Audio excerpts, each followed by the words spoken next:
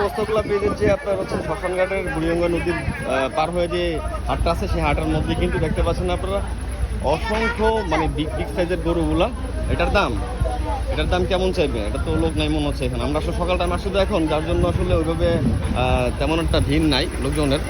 আর এছাড়া আজকে মাত্র শনিবার, সো আরও কয়েকদিন পরে মানে 8-2 দিন পরে হয়তো বা একটা ভালো অবস্থা থাকবে গরুর হাটের।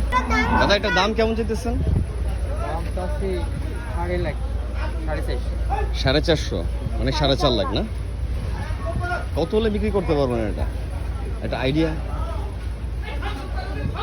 হ্যাঁ 420 হলে সম্ভাবনা আছে না? আর ওই পরেরটা কত মন হতে পারে এটা? হ্যাঁ 14 মন হবে। কি জাতি এটা? হ্যাঁ শাইওয়াল না? বাবা এখানে সব নেপালি শাইওয়াল জাতির এই গরুগুলো দেখতে পাচ্ছেন প্রায় 14 মনের মতো।